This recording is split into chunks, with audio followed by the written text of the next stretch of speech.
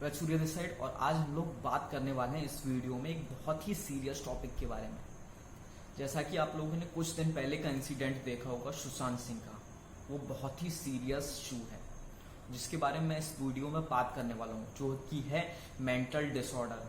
और mental disorder किस तरह से काफी डेंजरस हो सकते हैं, इस पूरे वीडियो में हम लोग यही चर्चा करने वाले हैं। और लास्ट में मैं एक्सपर्ट यहाँ पे नहीं बैठा हूँ, यहाँ पे मैं केवल अपने पर्सनल एक्सपीरियंसेस शेयर करूंगा और जो मुझे लगता है मैं वो बताना चाहता हूँ।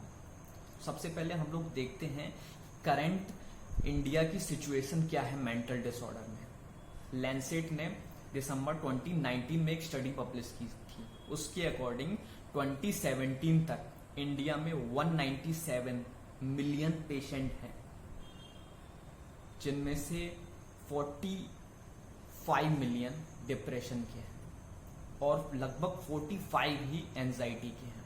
और उसके बाद देखेंगे तो बाइपोलर डिसऑर्डर और काफी सारे मेंटल इश्यूज के पेशेंट भी बहुत ज्यादा है। तो ये कोई छोटा नंबर नहीं है। और अगर आप लोग करंट सिनेरियो की बात करेंगे 2020 तक की, तो इस नंबर में बहुत ही बढ़ोतरी हो चुकी होगी। जैसा कि आप लोग करंट सिनेरियो देख रहे हैं कोविड का, उसमें काफी सारे लोग मेंटली स्ट्रेस्ड हैं, कुछ लोग फाइनेंशियली स्ट्रेस्ड हैं, कुछ लोग जॉब को लेकर स्ट्रेस्ड हैं, कोई बहुत सारे स्टूडेंट्स स्ट्रेस्ड हैं, कुछ लोगों के एग्जाम पोस्टपोन हुए हैं, काफी सारी चीजें हैं। तो उससे ये नंबर पक्का ही काफी ज्यादा हुआ होगा। तो सबसे पहले हम लोग देखते हैं कि ये जो मेंटल डिसऑर्डर होते हैं इनकी सीरियसनेस क्या होती है।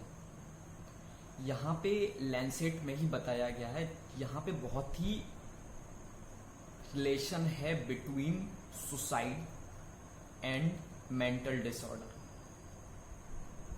और उसमें बताया गया है लगभग 7 में से इंडियन में 7 में से 1 लोग मेंटल डिसऑर्डर का पेशेंट है, किसी ना किसी प्रकार के मेंटल डिसऑर्डर से वो जूझ रहा है।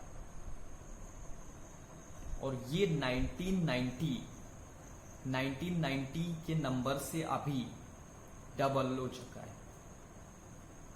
तो ये बहुत ही सीरियस इशू है जिसको हम लोगों को देखना होगा।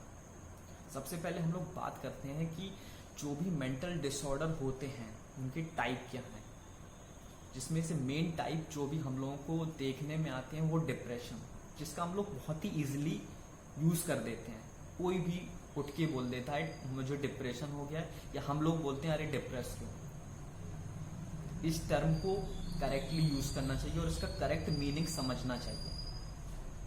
अनहैप्पी, सैड, और जो भी अपने लाइफ के एग्जिस्टेंस पे, यहाँ पे एक टर्म यूज करूंगा, लाइफ के एग्जिस्टेंस पे जब क्वेश्चनिंग करने लगते हैं बहुत ही लॉन्ग टाइम के लिए, और ये ऐसा भी नहीं 1 दिन या 2 दिन के लिए, काफी वीक्स या मंथ्स के लिए आप रेगुलरली ऐसा कर रहे हैं, तो आप डिप्रेशन के शिकार हो सकते हैं।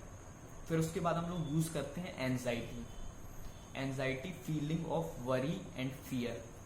काफी ज्यादा हम लोग को चिंता हो जाती है, किसी ने कुछ बोल दिया, सोशल मीडिया पे कोई आया आपकी फोटो पे कुछ कमेंट कर गया, आपको वरी हो जाता है, फियर हो जाता है, अगली फोटो डालूं कि नहीं डालूं, अगला वीडियो डालूं कि नहीं डालूं। काफी क्रॉनिक फेज में पहुंच जाती है एंजाइटी। तो उसको प्रॉपर वे में बोलेंगे एंजाइटी।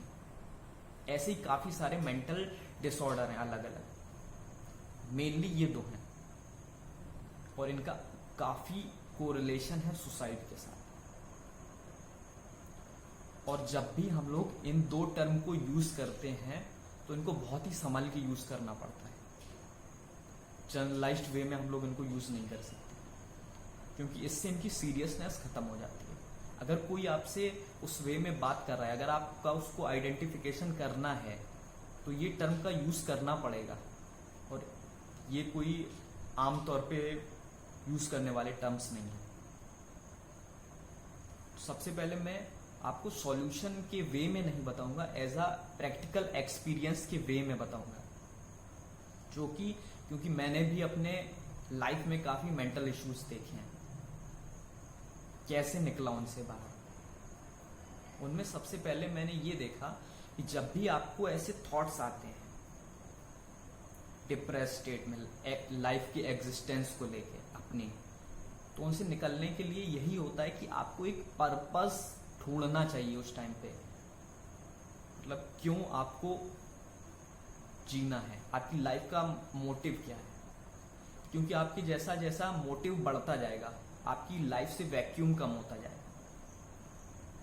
अगर जितना ज्यादा वैक्यूम बढ़ता जाएगा और उतने ही वैक्यूम में ये सारे मेंटल इश्यूज आ जाते हैं।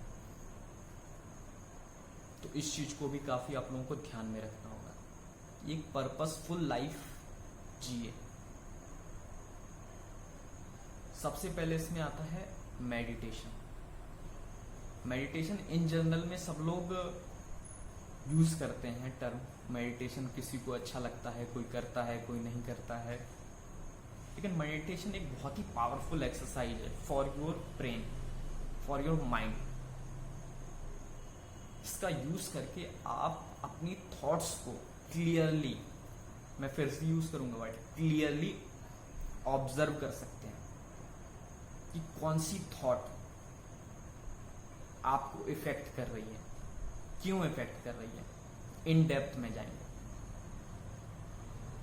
यहां पे एक में महर्षि महेश योगी, जो कि ट्रांसेंडेंटल मेडिटेशन के एक बहुत ही बड़े प्रचारक रहे हैं, उन्होंने बताया है कि जैसे अगर आप लोग सी वेव्स देखते हैं तो वो ऊपर से काफी सारी लहरें रहती हैं, बहुत सारी लहरें रहती हैं। आप देखेंगे ऊपर से बहुत ही वेव्स रहती हैं। लेकिन आप जितना समुद्र के नीचे जाएंगे उतनी ज्यादा शांति रहती है। ऐसे ही ये आउटर वर्ल्ड रहता है।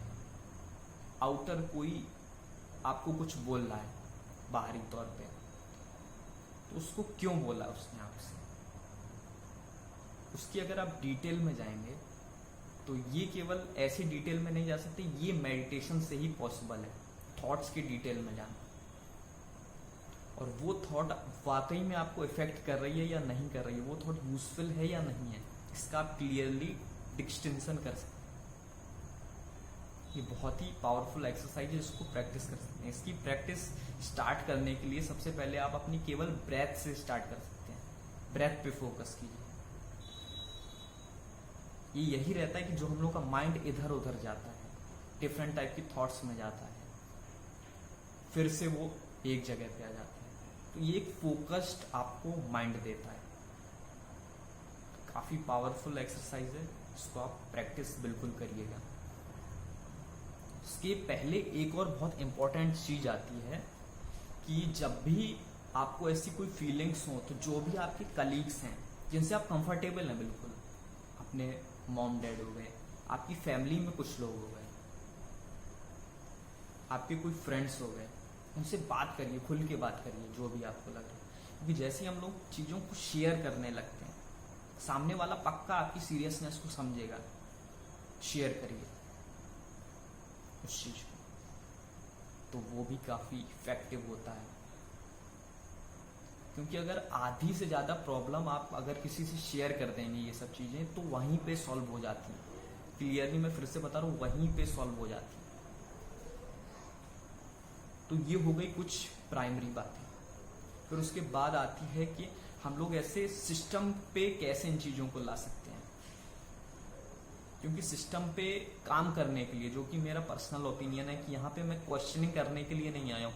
मैं 10 चीज क्वेश्चन कर सकता हूँ कि गवर्नमेंट ऐसा कर सकती है, इंस्टीट्यूशन को ऐसा करना चाहिए, ये चीज गलत है, वो चीज गलत है, लेकिन प्रैक्टिकल सॉल्यूशन क्या है उस चीज पे मैं बात करने आया हूँ।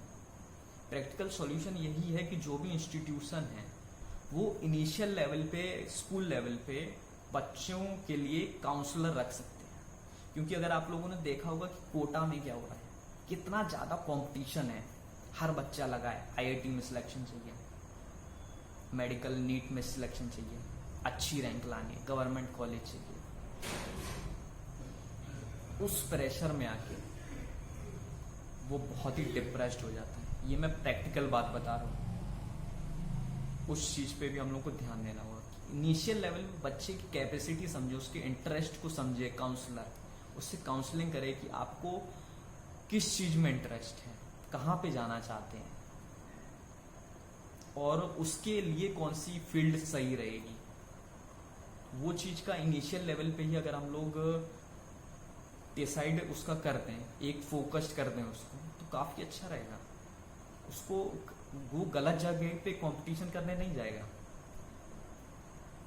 इस चीज पे भी हम लोग काम कर सकते हैं इनिशियल लेवल पे काउंसलर। और अगर आपका बहुत ही ज्यादा, अगर आपको प्रॉब्लम हो रही है, हेल्थ इश्यूज भी आ रहे हैं उससे, तब आप लोग डायरेक्टली साइकोलॉजिस्ट, साइकेट्रिस्ट से कंसल्ट कर सकते हैं। सबसे पहली चीज है कि आप लोग कोई भी अगर आपके आसपास है जिससे आप कंफर्टेबल हो, उसके साथ पक्का जाइए, शेयर करिए वो बात, क्योंकि ये ही आगे चल के बहुत ही लीथल बन सकती है। तो इनिशियल लेवल पे पक्का किसी से बात करिए। और मैं इसमें एक प्रैक्टिकल सॉल्यूशन जो मुझे लगता है, जो मैंने फाइंड किया है, कि अगर आप लोग भगवत गीता पढ़ेंगे तो सबसे पहला उसमें बताया गया है विषाद योग, पहला चैप्टर है। और अंत के चैप्टर तक जाते जाते ऐसा क्या होता है, ऐसी कौन सी काउंसलिंग करते हैं भगवान श्री कृष्ण अर्जुन की, कि वो डर से, डिप्रेशन से लेके लास्ट में युद्ध करके और उसको अच्छे से जीत जाते हैं। ऐसा क्या हुआ बीच के चैप्टर्स में। विषाद योग में जाएंगे तो अर्जुन वहां पे डिप्रेस्ड हो जाता है पूरे युद्ध को देख के। उसके सामने भीष्म पितामह, द्रोणाचार्य, कृपाचार्य, कौरव जो उसके भाई खुद, दुर्योधन, ये सब रहते हैं। इनको देख के बहुत ही डर जाता है। वो कहता है ये तो सब मेरे परिवार वाले, इनको मैं नहीं मार सकता। तरह तरह के बहाने बनाता है, मैं लाइफ से हार चुका हूं, काफी चीजें बोलता है। तो वहां पे श्री कृष्ण भगवान यही बोलते हैं कि तुम किसी भी चीज के भाग के सॉल्यूशन नहीं रहता है, उस चीज में जाओ, एंटर करो, और फिर जो भी होगा देखेंगे। आप लोग इनिशियल लेवल पे हैं तो कुछ क्वेश्चन आपको खुद उसमें मिल जाएंगे। Bhagavad Gita as a life की बुक है पूरी, और ये ऐसा नहीं कि मैं केवल रिलीजियस वे से बोल रहा हूं, एज अ प्रैक्टिकली मैंने खुद उसको अपनाया है। उसको पढ़िए, उसमें आपके खुद क्वेश्चन का आंसर मिलेगा बहुत सारे। मेंटल हेल्थ के ऊपर भी बहुत ही अच्छी बुक है, मैंने जैसा कि इंस्टाग्राम पोस्ट पे भी डाला है, तो आप लोग बिल्कुल उसको पढ़िए। जिसको मतलब है मेंटल इश्यू नहीं है, लेकिन उसको बिल्कुल पढ़िए। Life as a whole, purpose क्या है आपकी लाइफ का, उसके भी कई आंसर मिले। ये सच बात है कि किसी भी बुक में ऐसा आपको ऐसी चीज नहीं मिल सकती कि आपका खुद का पर्पस उस बुक में लिखा हो, लेकिन वो आपको एक गाइड करेगी, तो उस बुक को आप पढ़ सकते हैं। फिर आता है आयुर्वेद में। आयुर्वेद में मानस रोग की चिकित्सा के लिए सबसे अच्छी रहती है सत्वाजय चिकित्सा, आचार्य चरक ने बताया। सत्वाजय चिकित्सा में जो भी सत्वाजय, मन के ऊपर जो भी विजय पाने की चिकित्सा रहती है। डिटैचमेंट, किसी चीज से आप बहुत ही ज्यादा डिटैच हो गए, या वो थॉट है, या कोई पर्सन है, या कोई ऑब्जेक्ट है, उस चीज से भी बहुत ही ज्यादा डिटैच होना, और जब उससे छूटेंगे तब भी हम लोग डिप्रेशन में जा सकते हैं, एंजाइटी में जा सकते हैं, या कुछ हमारे अकॉर्डिंग नहीं हो रहा, कुछ हम अपने अकॉर्डिंग चीजें नहीं हो रही हैं, तो उनसे ऐसा नहीं कि जुड़ ही जाएं, तो वो कभी कभी चीजें नहीं भी होती आपके अकॉर्डिंग। और उसमें कोई खुद को दोष देने वाला, कि खुद को दोष देने वाली बात नहीं है। It's part of life. Failure, success, ये सब चलता रहता है। सुख दुख ये जीवन का पार्ट है। अगर आपने हैप्पी भी है तो सैडनेस, दोनों चीज आपको लेके चलनी पड़ेगी। इट्स पार्ट ऑफ लाइफ, ये प्रैक्टिकल है।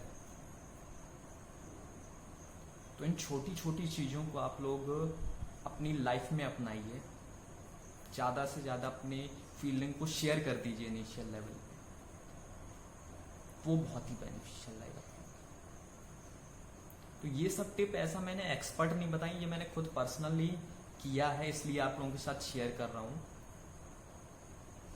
तो अगर आप लोगों को ये वीडियो अच्छा लगा हो तो ज़्यादा से ज़्यादा लोगों तक शेयर कर दीजिए, ताकि अच्छी इन्फॉर्मेशन सब तक पहुंच पाए, प्रैक्टिकल इन्फॉर्मेशन सब तक पहुंच पाए। Thank you for watching.